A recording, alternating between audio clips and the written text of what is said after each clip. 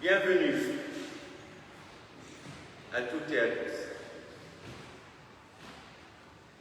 Que vous soyez ici dans ce temple pour la première fois ou depuis des années, que vous arriviez avec de la joie ou avec du poids dans le cœur, soyez les bienvenus tels que vous êtes. Nous nous rassemblons ce matin autour d'un récit de l'évangile de Jean. L'histoire d'une rencontre sur le bord du chemin, l'histoire d'une transformation.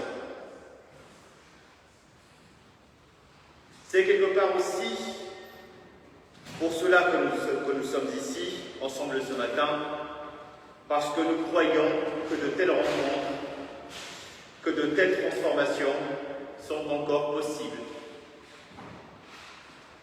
Que quelque chose peut se passer entre nous et Dieu.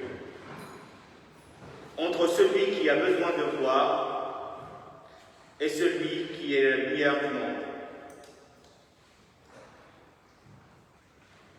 Afin que ce temps partagé soit pour chacun d'entre nous un moment de paix et de présence renouvelée, je vous invite à prier.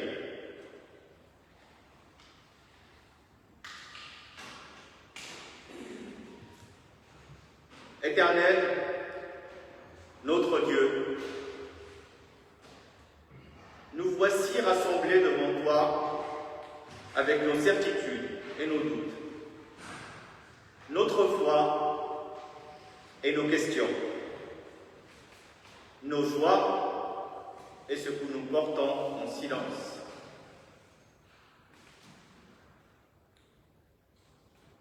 Tu es le Dieu qui voit ce que les autres ne regardent pas. Tu es le Dieu qui s'arrête là où les autres passent. Tu es le Dieu qui touche ce que les autres évitent.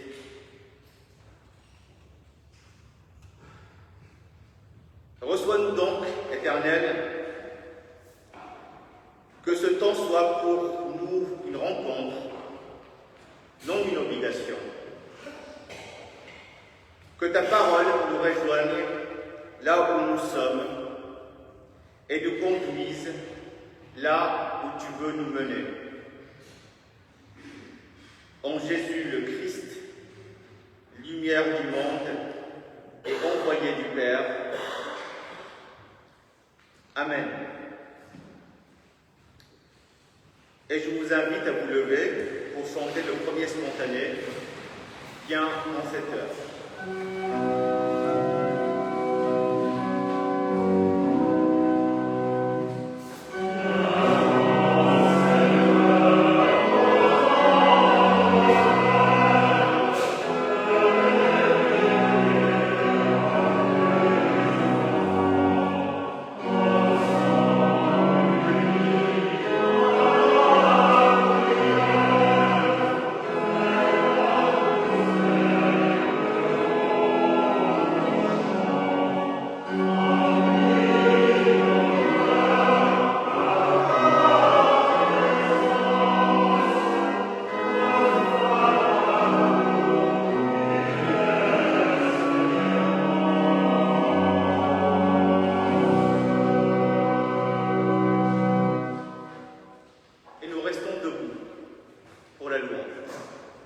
Avec ce texte inspiré d'un discours d'Isaac de Ninive, un mystique de la tradition chrétienne syriaque.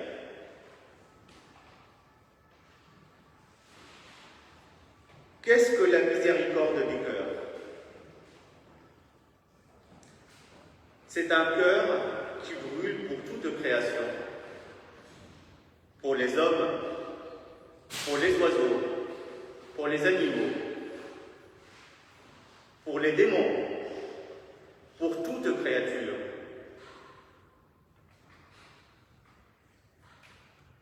Quand je pense à eux, quand je les regarde, mes yeux répondent des larmes, de la grande et vive pitié qui me presse le cœur.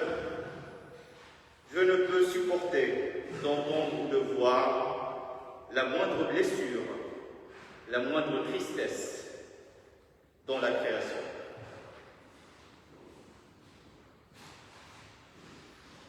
C'est pourquoi j'offre ma prière, mue par la miséricorde infinie, mue par un amour sans borne pour la création et les créatures, œuvre et reflet de Dieu dans le monde.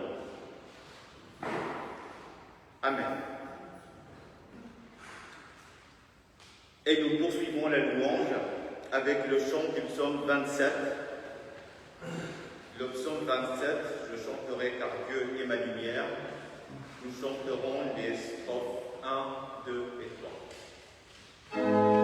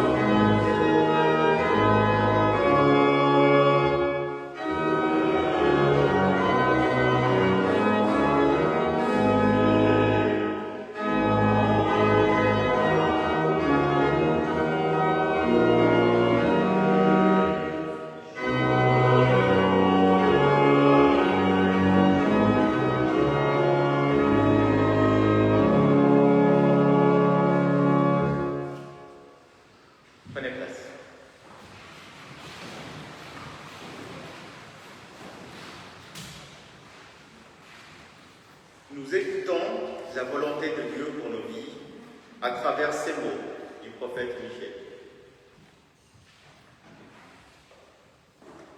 On t'a fait savoir, ô homme, ce qui est bien et ce que l'Éternel exige de toi.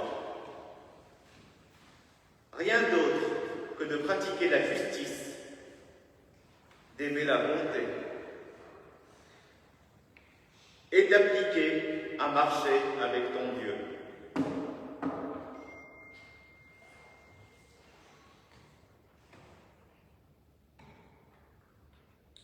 Ce chemin, si simple et si difficile, est celui que Dieu veut pour nous. Que Dieu nous donne la force d'y marcher, d'en sortir parfois et d'y revenir toujours. Amen.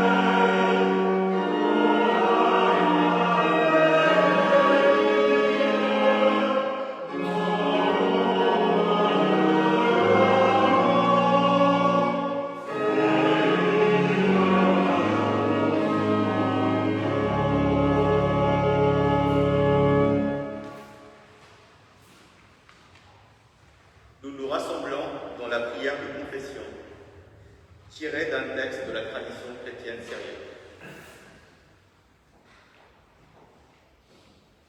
Éternel, Seigneur et Maître de ma vie, ne m'abandonne pas à l'esprit de mensonge, d'abattement, de domination, de vaines paroles.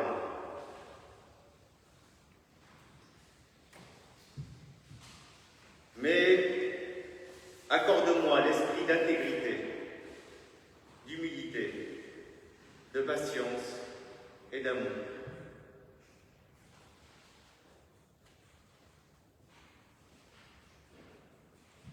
Éternel, donne-moi de voir mes fautes, de ne pas juger celles de mon frère, car tu es béni pour les siècles des siècles. Amen.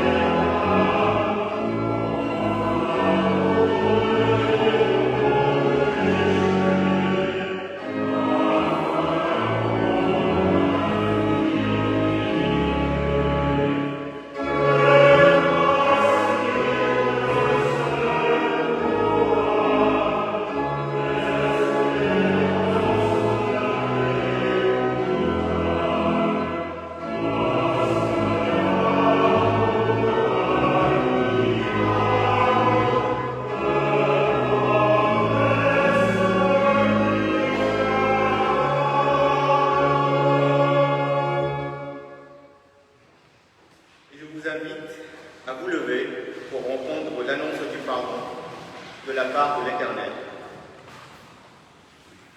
Voici ce que déclare l'Éternel par le prophète Ésaïe, chapitre 42.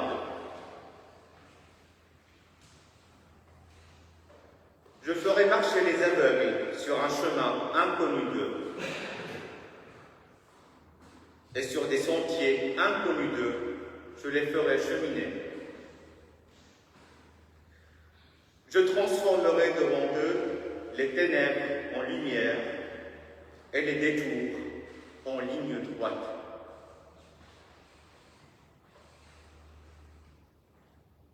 Frères et sœurs, notre Dieu ne cesse d'être fidèle lorsqu'on se sent abandonné. Il est celui qui prend notre main lorsque nous nous tâtonnons dans l'obscurité. Il marche devant nous et ouvre le chemin. Recevons aujourd'hui la certitude de son pardon et la paix de sa présence, car sa grâce est sans condition et sa fidélité est pour toujours. Amen. Et ainsi consolés, nous chantons notre joie avec le psaume 36. Ô Seigneur, ta fidélité. Le psaume 36, verset 1 à l'estrophe 1.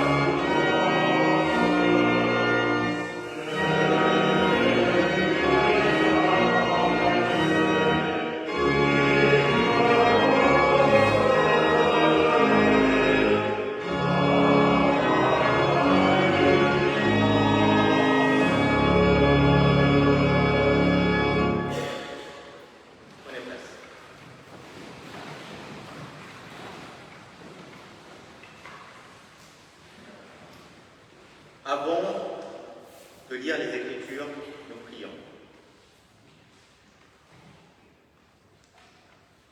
Éternel, nous allons maintenant ouvrir les Écritures pour y chercher ta lumière. Nous allons entendre le récit d'un homme à qui tu as ouvert les yeux.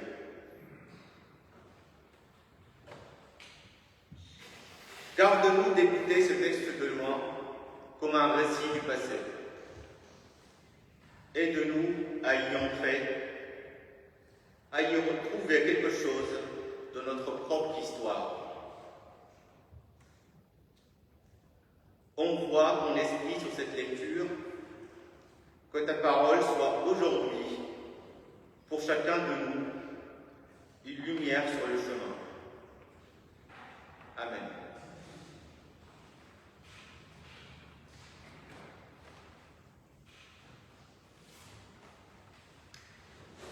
Frères et sœurs, nous lisons aujourd'hui dans l'Évangile de Jean, le chapitre 9, les versets de 1 à 12.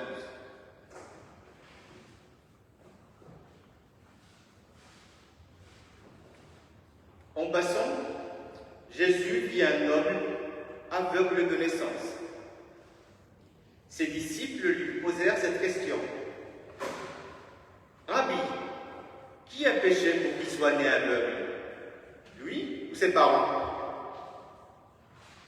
Jésus répondit, « Ni lui, ni ses parents, mais c'est pour que les œuvres de Dieu se manifestent en lui. Tant qu'il fait jour, il nous faut travailler aux œuvres de celui qui m'a envoyé. La nuit vient où personne ne peut travailler. Aussi longtemps que je suis dans le monde, je suis la lumière du monde. » Ayant ainsi parlé, Jésus cracha à terre, fit de la boue avec la salive et l'appliqua sur les yeux de l'aveugle. Et il lui dit, « Va te laver à la piscine de Siloé », ce qui signifie l'envoyé. L'aveugle y alla, il se lava, et à son retour, il voyait. Les gens du voisinage, et ceux qui auparavant avaient l'habitude de le voir, car c'était un mendiant, disaient, « N'est-ce pas celui qui était assis à mon pied ?» Les uns disaient, « C'est bien lui. » D'autres disaient, « Mais non, c'est quelqu'un qui lui ressemble. » Mais l'aveugle affirmait, « C'est bien moi. » Ils lui dirent donc, « Et alors tes yeux, comment se sont-ils ouverts ?» Il répondit, « L'homme qu'on appelle Jésus a fait de la boue, m'en a frotté les yeux et m'a dit, « Va à Siloé et lave-toi. » Alors moi, j'y suis allé, je me suis lavé et j'ai retrouvé la vue. Ils lui dirent, « Où est-il celui-là » Il répondit, « Je n'en sais rien. »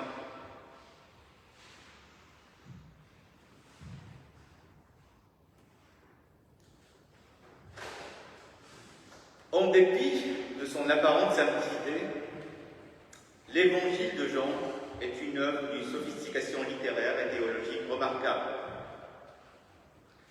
Jean et les disciples de son école qui ont façonné cet Évangile maîtrisaient particulièrement l'art de planter une scène, de camper les acteurs, d'initier un dialogue souvent chargé d'ironie,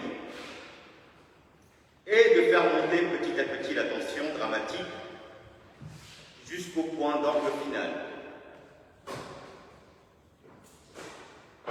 Ce récit ne fait pas exception. L'épisode dit de la guérison de l'aveugle-né est un condensé du style johannique dans ce qu'il a de plus accompli. Un personnage sanglant, une guérison sobre, et une longue séquence d'interrogatoires et de discours qui révèlent progressivement, non pas la cécité de l'aveugle, mais la cécité de ceux qui voient.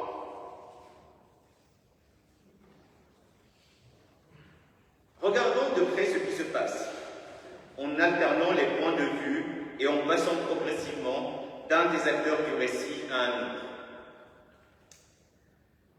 Commençons par adopter le regard des disciples. Quand les disciples voient l'homme aveugle, ils semblent bien le connaître. Ils savent qu'il est aveugle de naissance. C'est dit d'emblée et c'est important. Mais ce qui intéresse les disciples, ce n'est pas tant l'homme, mais plutôt le problème théologique qu'il représente. Rabbi, qui a péché, lui ou ses parents, pour qu'il soit né aveugle? Cette question, s'appuie sur une théologie de la rétribution, elle-même héritée d'une certaine lecture de la Bible hébraïque, notamment du livre de Job. Le principe est simple, en apparence. Si quelqu'un souffre, c'est que quelqu'un a fauté. Dieu est juste et sa justice est mécanique. Le malheur est toujours la juste récompense d'une faute. Mais le cas de cet homme pose un problème supplémentaire. Il est aveugle de naissance. Le mal le précède. Alors les disciples formulent une alternative. Soit il a fauté avant même de naître, peut-être dans le ventre maternel, soit ce sont ses parents qui ont fauté et ils portent leur faute, selon le principe décrit par exemple en Exode 20. Dans les deux cas, la logique est la même. Le mal ne peut pas venir de rien. Quelqu'un doit être responsable. Cette question n'est pas seulement ancienne, elle est universellement humaine. Nous la posons encore aujourd'hui, sous d'autres formes. Pourquoi lui? Pourquoi elle? Pourquoi moi?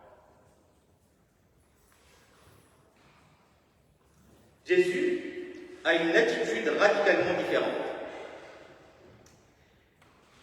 Il commence par repousser le choix binaire proposé par les disciples. Ni lui, ni ses parents.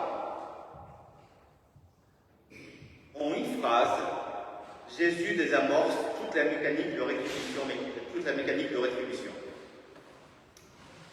Non, la souffrance de cet homme n'est pas la punition de qui que ce soit. Et puis, et c'est là que le texte devient théologiquement significatif, Jésus arrête toute spéculation et déplace radicalement la question. Mais c'est que pour les œuvres de Dieu se manifestent en lui. Ce verset a parfois été mal compris, comme si Dieu avait voulu la cécité de cet homme pour pouvoir enfin faire un miracle. Ce n'est pas ce que le texte dit. Jésus ne dit pas que Dieu a rendu cet homme aveugle, il dit que là où il y a souffrance, obscurité, enfermement, c'est là précisément où se manifeste l'action de Dieu. La question n'est plus pourquoi, elle devient que faire.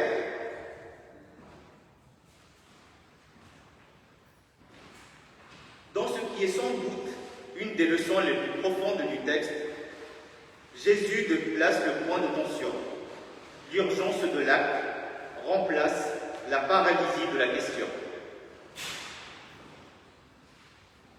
Jésus malaxe alors un peu de terre avec sa salive, l'applique sur les yeux de l'aveugle et lui dit « Va te laver à la piscine de Siloué ». Ce geste n'est pas anodin. Le mélange de terre et d'eau rappelle le récit de création en Genèse 2. Ce que Jean suggère ici, c'est une nouvelle création. Jésus recrée ce que la naissance n'avait pas accompli. La piscine de Siloué, elle, a véritablement existé dans Jérusalem. Ces traces archéologiques sont encore visibles aujourd'hui. Mais Jean y ajoute une couche de sens. Il traduit le nom. Siloué, ce nom se traduit par envoyé. Le terme hébreu, shiloah, vient de shalach, le verbe signifiant envoyer.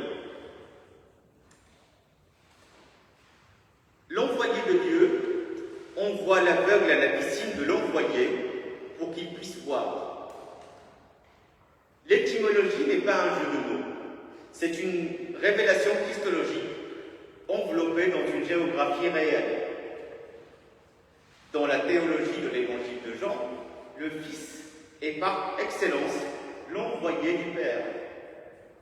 Aller se laver dans la piscine de l'envoyé, c'est rentrer dans la sphère de celui qui est venu apporter la lumière au monde.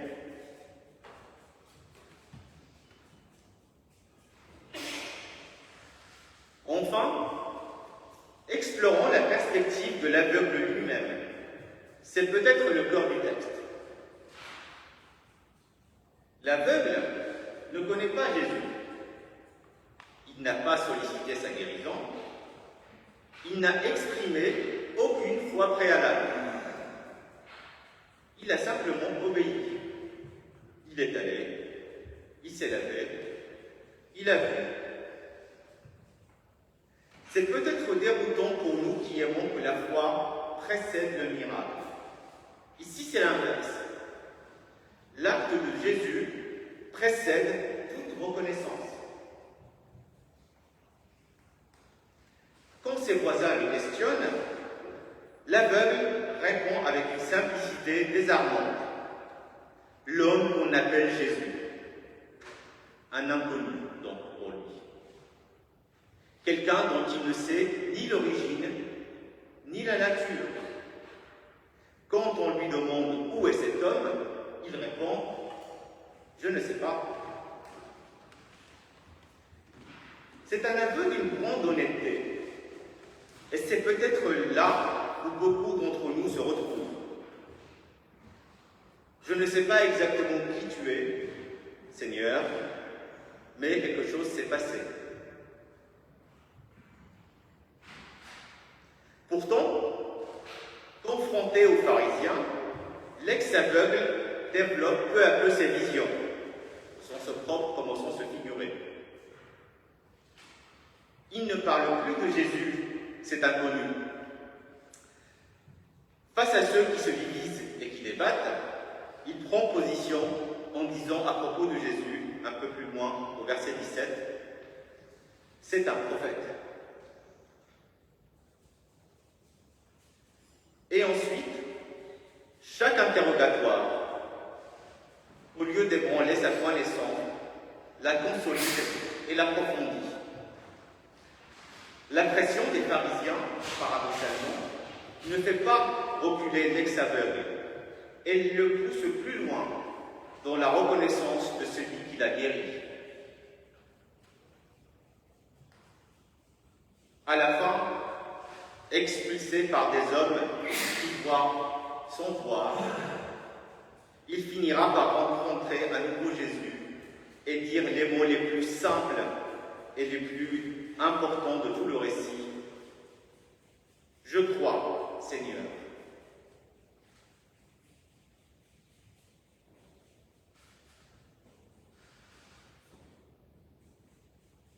Nous terminons en reprenant paradoxalement les trois mots qui ont commencé le récit. Jésus vit un homme. Dans un monde où les disciples voient un problème à résoudre, où les pharisiens voient une infraction à sanctionner, Jésus voit un homme. Et c'est par ce regard que tout commence.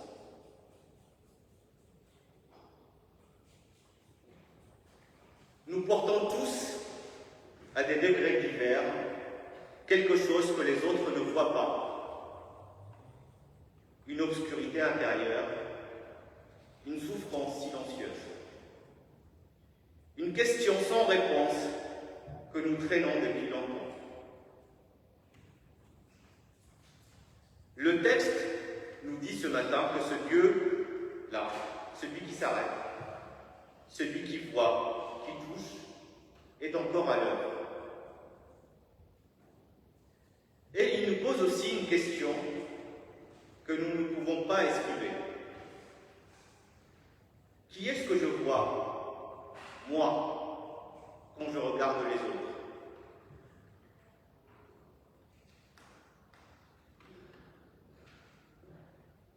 Que l'Éternel nous donne la force de voir ce que nous ne voyons pas d'habitude.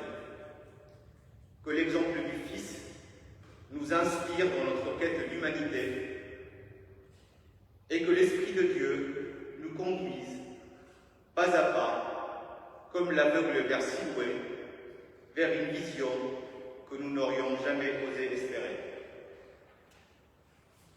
Amen.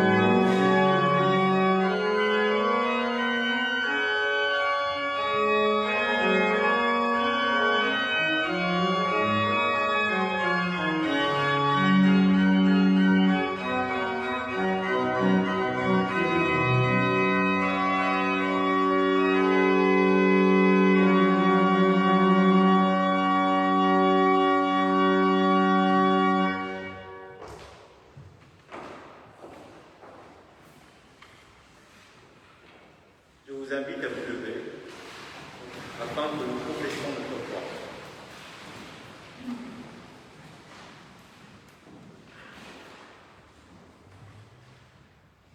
Je crois en Jésus, Christ et parole de Dieu, qui a vu cet homme au bord du chemin, quand tous passaient sans le regarder.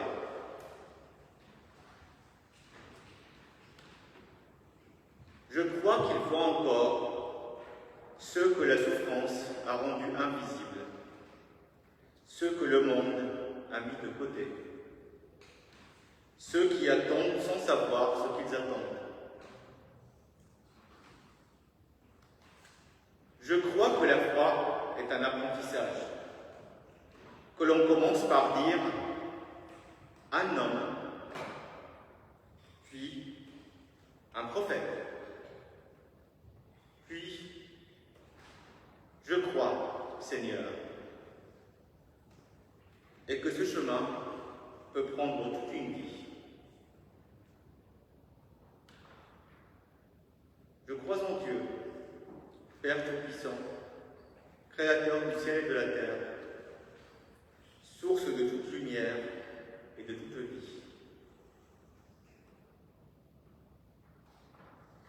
Je crois en Jésus le Christ, son Fils, lumière du monde, envoyé, silhoué, lui dont les mains travaillaient l'eau et la terre pour ouvrir ce qui était fermé depuis la naissance.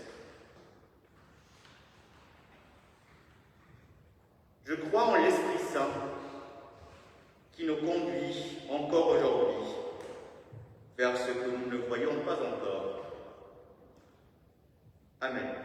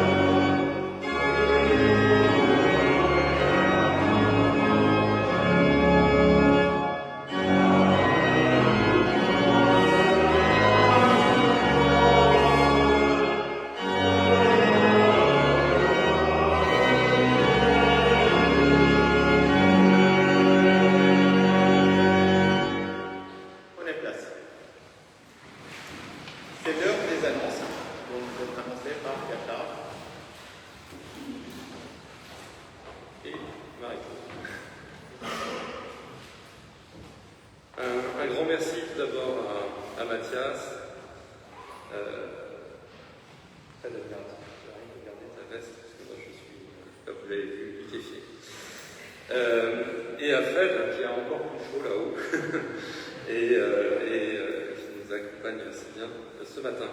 Je laisse la parole à Marie-Claude qui a quelques annonces concernant l'actualité du jour. Alors, à propos de l'actualité du jour, d'abord je vais vous parler des tables du casque. Nous avons le repas du casque juste après le culte. Et là, il y a vraiment un appel. Parce que l'équipe n'a pas suffisamment d'hôtes, non seulement pour accueillir, mais aussi pour faire le service. Il y a 7 tables et pour le moment, nous n'avons que 5 hôtes. Aussi, je me permets de vous faire un appel de la part de l'équipe. Merci à tous. La deuxième annonce est toujours sur la même thématique. La thématique de l'entraide. C'est à propos de la collecte pour l'épicerie sociale de la Croix-Rouge. Bon, une livraison de colis vient d'être effectuée, ces jours-ci, mais faute de bénévoles, l'épicerie sociale de la Croix-Rouge du 11e sera fermée au mois de juillet et au mois d'août. Cela ne signifie pas que nous arrêtons la collecte en juillet, mais qu'il faut veiller à ce que les produits alimentaires notamment soient valables au moins jusqu'au mois d'octobre. La prochaine livraison se fera courant ou fin septembre. Pour rappel, les produits prioritaires sont les produits alimentaires, conserves, plats cuisinés, chocolat en poudre, thé, café, les produits hygiéniques, que l'on oublie parfois, les papiers toilettes, mouchoirs, couches, serviettes, crêpes perses et les produits d'entretien. Dernière recommandation, merci d'apporter les produits en petit conditionnement. Merci à tous.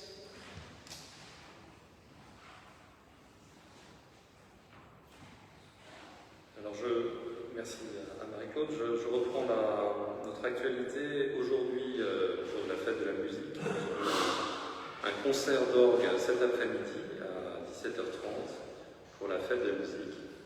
Donc c'est Siutsu Raya qui va jouer, je crois, du Bach et du Buxtehude et d'autres. Nous aurons jeudi prochain la pause spirituelle, comme chaque semaine, de 12h30 à 13h30 au temple. Et samedi prochain, il y a un concert. Il y a un concert de musique baroque, violon, viola da spada, assez rare, et de la musique du XVIIe siècle. Et c'est à quelle heure? 18h.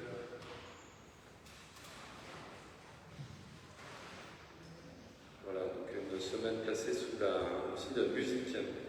Dimanche prochain, le culte sera présidé par Adrien Oléon-Perrin. Et il me reste à vous demander si vous avez d'autres annonces à faire. Je vois personne lève la main. C'est le moment de le prendre.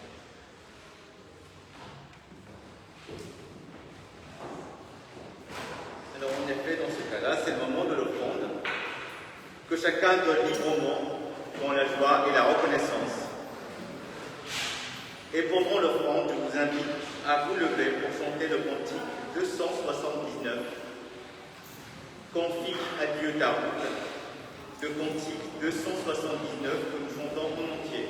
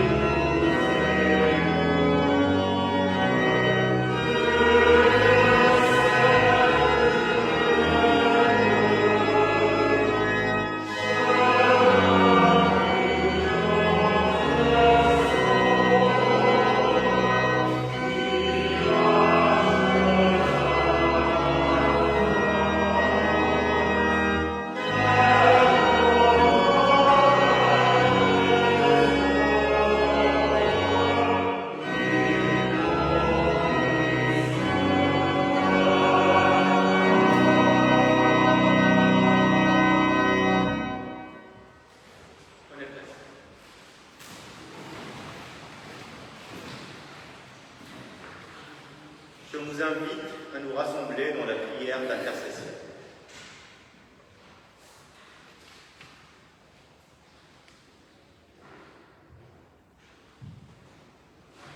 Éternel, notre Dieu, tu es le Dieu qui voit avant que nous ayons demandé, qui s'arrête avant que nous ayons appelé. Nous te prions pour ceux qui traversent aujourd'hui une obscurité que les autres ne voient pas. Pour ceux que la maladie, la solitude, le deuil ont rendu invisibles. Pour ceux qui ne savent plus très bien qui ils sont, ni si quelqu'un les voit encore, pose sur eux ton regard éternel.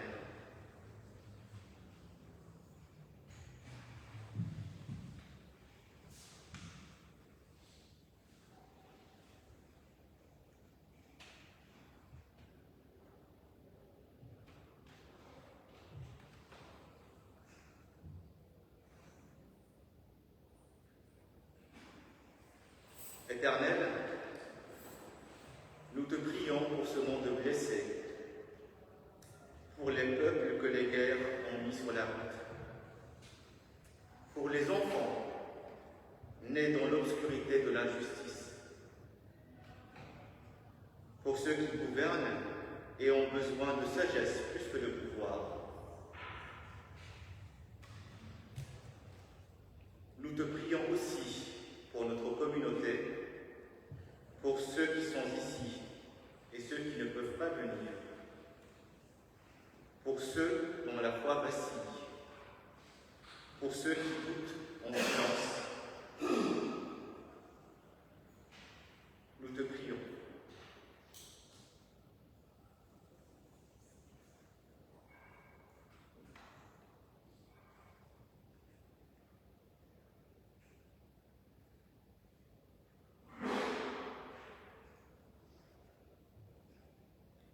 Éternel, rappelle-nous que ta lumière n'émue pas, mais qu'elle révèle, qu'elle ne juge pas, mais qu'elle relève.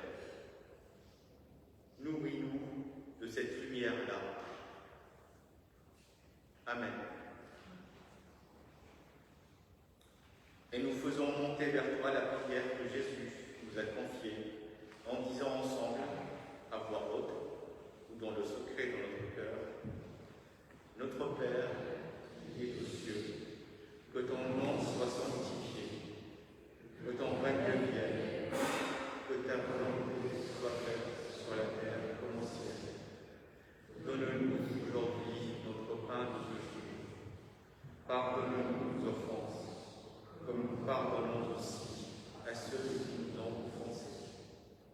Ne nous laisse pas entrer en tentation, mais délivre-nous du mal, car c'est à toi qu'appartiennent le règne, la puissance et la gloire pour les siècles des siècles.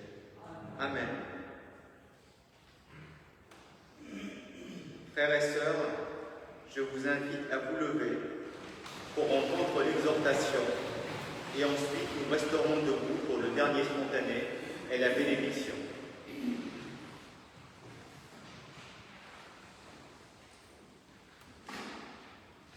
Notre texte du jour commence par ces mots.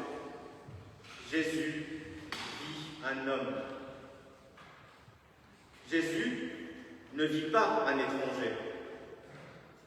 Jésus ne vit pas un problème. Jésus ne vit pas une infraction. Il vit un homme. C'est peut-être la première chose que ce texte nous apprend. Avant tout geste, avant toute guérison, il y a un regard pour l'autre, pour l'être humain, notre frère, notre sœur, un regard différent. Éternel, aide-nous à établir ce regard, aide-nous à maintenir ce regard. Amen.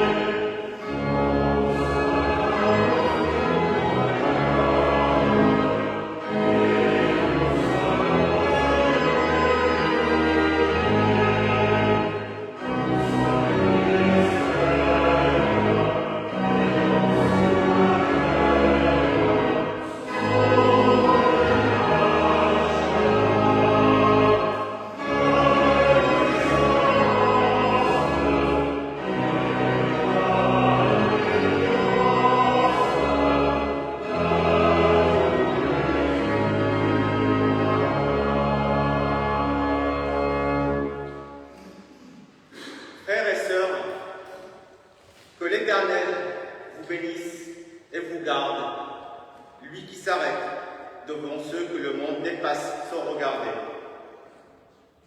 Que l'Éternel fasse rayonner sa face sur vous et vous accorde sa grâce.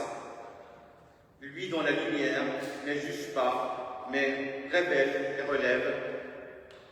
Que l'Éternel porte sa face vers vous et établisse sur vous sa paix, lui dont les mains ouvrent ce qui est fermé. Allez en paix. Amen.